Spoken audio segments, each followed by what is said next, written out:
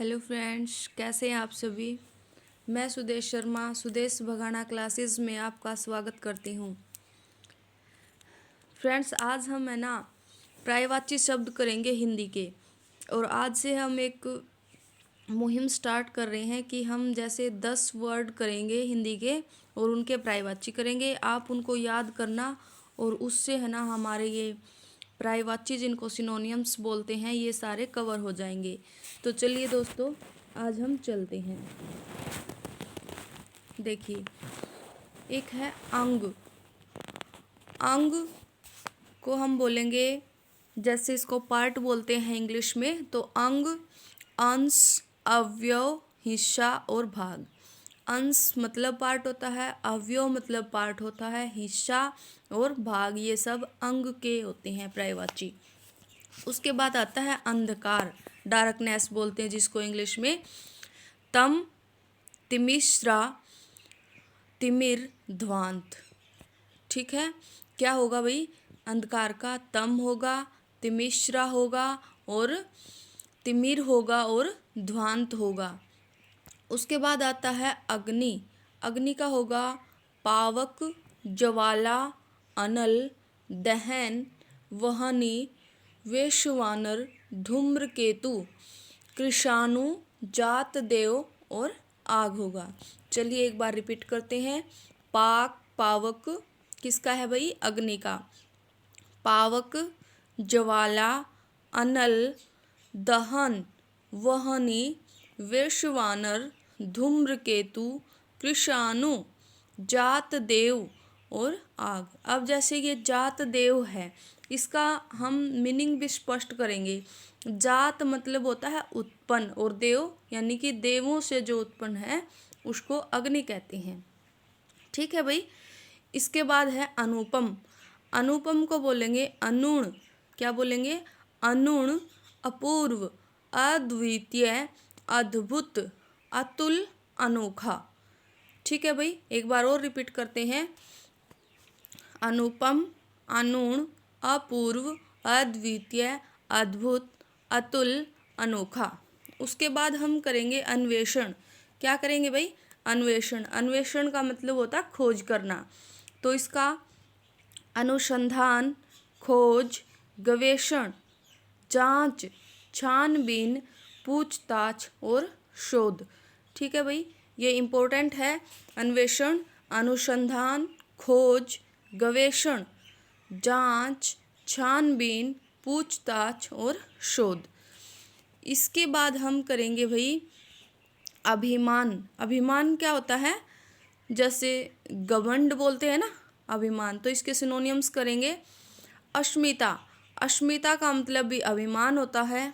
अहम, अहंकार, अहम भाव, अहम मान्यता।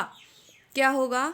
अस्मिता, अहम, अहंकार, अहम भाव, अहम मान्यता, आत्मश्लाघा। आत्म मतलब होता है अपना, और श्लाघा प्रशंसा करना। जैसे भाई अभिमानी आदमी होता है ना, वो अपनी ही प्रशंसा करता है, मैं ये करता हूँ, मैं ये हूँ, वो हूँ। तो इसका मतलब आत्मश्लाघा, गर्व, घमंड, दर्प, दंभ, मद, मान और मिथ्या अभिमान। मिथ्या होता है झूठा और अभिमान घमंड। ठीक है, जिसको झूठा घमंड होता है वो भी क्या होता है? अभिमान का ही पर्यायवाची होता है। उसके बाद आता है बच्चों सोम। सोम, सोम किसको बोलते हैं? अमृत को। तो अमृत के पर्यायवाची हैं सोम, सुधा, अमीय। ये इम्पोर्टेंट है, अमीय, क्योंकि सोम और सुधा तो हमें याद रहते हैं और इसलिए ये है अमीय। पीयूष, पीयूष भी याद रहता है, मधु भी याद रहता है, और एक इम्पोर्टेंट है अमी और शुरभोग। ये तीन इम्पोर्टेंट है बच्चों। क्या? अमृत के। सोम, सुधा, ये तो हमें याद रहते हैं। अमीय, अमीय याद नहीं रहता। पीयूष याद रहता है, मधु याद रहता है, अमी और शुरभोग। अमी और शुरभोग ये हमें याद नहीं रहते। इनको रिपीट कर लेते हैं। अमृत के हैं भाई अमीय, अमी और शुरभोग। उसके बाद आता है अरण्य। अरण्य का मतलब होता है भाई जंगल, ठीक है, वन बोलते हैं जिसको, जंगल, वन, कानन, अटवी, कांतार और विपिन। ये बिल्कुल इम्पोर्टेंट है भाई, बार बार आता है एग्जाम में। तो चलिए, जंगल, वन, कानन, अटवी, कांतार, विपिन। और इसके बाद एक बिल्कुल ही इम्पोर्टेंट है, वो है भाई अश्व। क्या है? अश्व। अश्व मतलब हमें पता है घोड़ा होता है, लेकिन जो इसके पर्यायवाची हैं वो बहुत इम्पोर्टेंट है। अश्व के पर्यायवाची क्या होंगे भाई? जैसे तुरंग, तुरंग है, घोड़ा, घोटक, बाजी और सैंधव। इनमें से इम्पोर्टेंट है भाई तुरंग, है, घोटक, बाजी, सैंधव, ये इम्पोर्टेंट है। उसके बाद आता है असुर। असुर मतलब क्या होता है? राक्षस होता है। क्या होता है असुर मतलब? राक्षस।